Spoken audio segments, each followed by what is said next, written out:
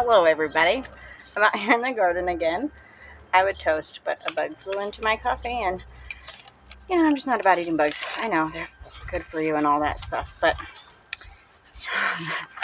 so I hope everybody is having a fantastic afternoon and that you are getting some time out in your garden. I am out here in my fairy space, so I'm back in this corner where I don't spend a ton of time getting attacked by plants back here. But this is where my irises grow. I have bearded irises, and they are very, very pretty, but they don't bloom very long like most of the perennial bulbs. So once they are at this point, or you can do it before that if you really don't like them to get here, they're really easy to deadhead. You just come out to where the stem hits the leaf, and you cut it off. I collect the dead ones back here because I have a cat that likes to use my garden as his litter bag, so I don't want him to. And since that's their favorite spot, I just collect the dead stuff there. It keeps them from digging around. They don't want to go to the bathroom in the sticks. So the other thing about irises is they get their leaves get brown on the end. So if you can see, I cut it just where it's not brown anymore, and I leave the whole leaf, as much as the leaf as possible, because they have really deep rhizomes. They need the leaves in order to generate that photosynthesis and really get to the nutrients, get all of the nutrients that they need. So you don't want to cut them back all the way to the ground until fall, and then you'll cut them down really short. If you really need to have a more beautiful, elegant garden, you can cut them down into like a fan shape, leaving as much as the leaf as possible. I just trim out the dead parts and leave the rest.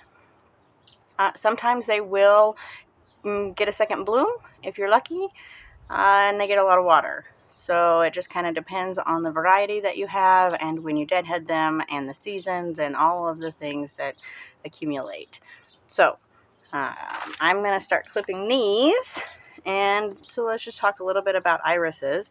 Iris means the eye of heaven and is sacred to the goddess Iris. She is a rainbow goddess, and she is known for bringing messages of love between the heavens and earth. So they are great flowers to use in divination. Say you want to communicate with the gods.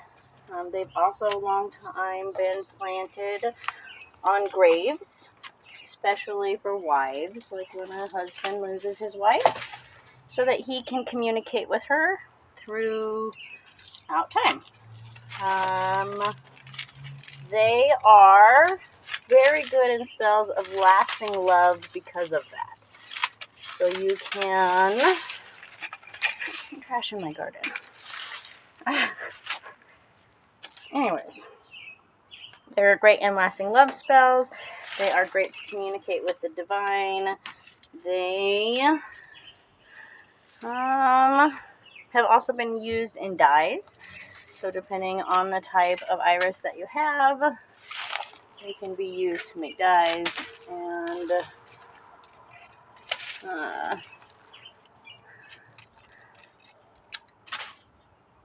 also medicine. Sorry, I had a brain fart and I was looking at this flower here that did get a second shoot. So you can see I deadheaded this one early. Let's see, can you see? Okay, there it is. So I deadheaded this one a long time ago, and it sent out another little shoot under that leaf. That's why you just cut it up close to that leaf. It'll send up more shoots, and then you'll have, possibly, if you water enough, you'll have a second blossom.